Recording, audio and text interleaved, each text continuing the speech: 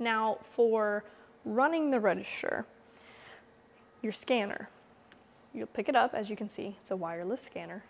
You will tap once to wake it up. Mine is already awake, so typically you will hear a beeping noise because there is an indicator light to let me know it's awake. If that is not on when it's sitting in the charging base, that just means that it went to sleep. You will click the button one time and you'll hear it beep, and then it is ready to scan. So let's get to scanning. So I've got my jumbo neon smoke ball. You're always going to look, some of them are going to have this QR code right here. You're going to want to avoid that. That is just for customers who are able to scan to pull up videos. The barcode that you're operating with is going to be a regular SKU number. So we're going to scan. And you can see it, all of your current sale will populate under current order. Add another item. And another item. Okay, so I've got 3 items in my list. One of the things I'd like to point out that you can do is you can select an item. Say somebody would like more of the jumbo neon smoke balls like I had showed you. You may select it and you can add quantities. You can also add a discount specifically to that one item. Say it's a damaged product and you've cleared it with your temp manager and management. You can add the temp military, fire, and police discount to it.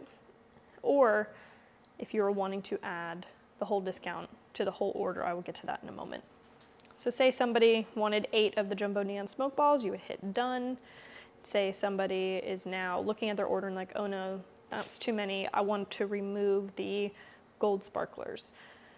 You would select the item that they want to remove, and again, you can adjust a quantity. So if they wanted more or if they wanted less, and if they want to remove it completely, you would just hit delete. And now that item has been removed from your current order. If somebody is police, fire, or military, you can go to the 3 little dots on the left-hand side of your screen where your current order is. You can add order discount, and you'll see it populate right here. Select it, and now it is applied to the whole thing. If that is added accidentally, you may hit those 3 dots again and hit remove order discount. Hitting those 3 dots again, there's a few other things I want to show. You will never select remove taxes unless you have somebody come in with a resale certificate in which you can call and verify that with before you do that. If you are also checking prices on your BOL and you're scanning, and somebody comes up and says, and is ready to purchase something, and you've been in the middle of checking your pricing, you can go to the 3 dots and delete your whole order. And that makes it to where you are ready to start scanning all over again. So I'm going to rescan and add these items back in.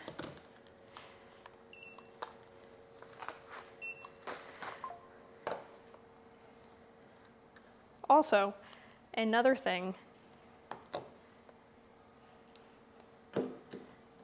is if for some reason something does not scan and the barcode is not in there, this is what it's going to look like. So what the item I just scanned is not in our system, so it's going to stop you and it's going to ask you to add an item. At that point, you will call us and we can add it, or we will walk you through at this point how to add it in there with the correct price. For this, we're going to cancel because we do not want that item in there, but just make sure you're paying attention as you're scanning to make sure you are not scanning something that does not have a barcode and it's not in your system, because it will stop you from scanning all of your other items. And as well, if we have certain products where the barcodes are either messed up or have a holographic packaging that does not allow the scanner to pick up the barcode, you can go to the category, you can search it, and you can add it manually that way into your system without having to actually scan the item. The important thing to note is that we do not hand enter in items. Everything is scanned or searched. So say there is an item that is not scanning for you, you will search it through your categories, or you will search it in the barcode above through your item library to make sure it is properly tracked so we can track your inventory. If for some reason there is any issue with an item not being in your item library, you will call us and we will help get that fixed immediately. Now I'm going to walk you through how to actually complete a payment. So I'm going to remove a few different things.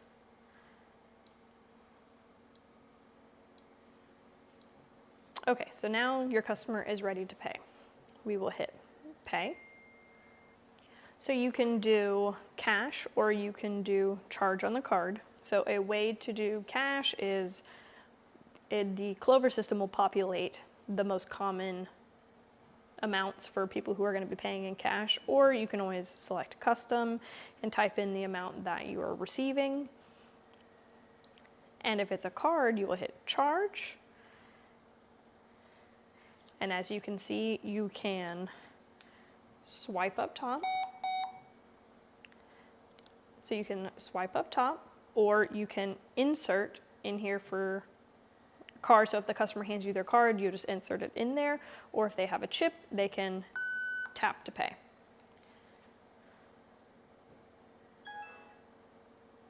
That check mark indicates everything went through properly, and you have the option to text them, email, print, no receipt. I'm going to print,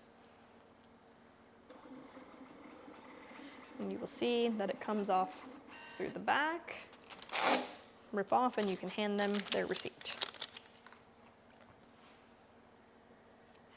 Whenever you're done, you can just tap on your screen and wait for it to reload to the next one. Another thing that is important about this machine is we're going to add a few items. So say somebody is up and they've got a whole slew of things and they're like, oh no, I left my wallet in the car. What Clover gives you the ability to do is hit save, and that order is now saved. And now when that customer, you can finish ringing up the people in your line.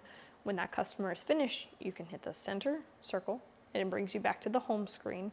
Go to orders, and you will see the one that we completed earlier, and then you can see the one that's open, the person that did not save it. You can reopen it and it brings you back to your register, or you can go in and close it if the person never shows back up. And you can just delete the whole order as well. All right, another thing that happens quite often is split payments. You have a customer come in with a group of friends and they want to split a payment. All right, so now we're going to hit pay, and we can, so there's two different ways to split a payment. The first is, say somebody is buying 4 different items and you want to split by items, and certain people want to pay for certain items, other people want to pay for other items. You can do it that way. Or you can split custom amount, which is the most common way. People want to put 20 in cash and the rest in their card, or however much they want to usually do cash, then card. So you can split it. What's going to get confusing is when you hit split custom amount, it's going to automatically say, oh, split 2 ways, 3 ways, it's going to do that.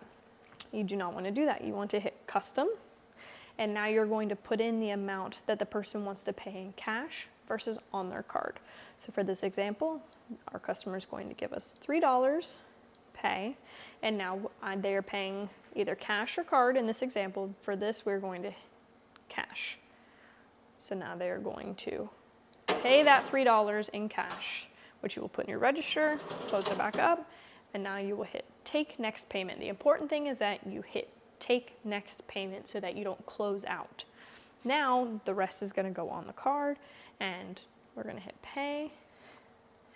We want to charge on the card. I'm also going to show you how we did the tap to pay, and inserting the card is super easy as well. Just stick it in, and it's going to ask for a PIN, and your customer has the option to put in the PIN, or we can skip the PIN.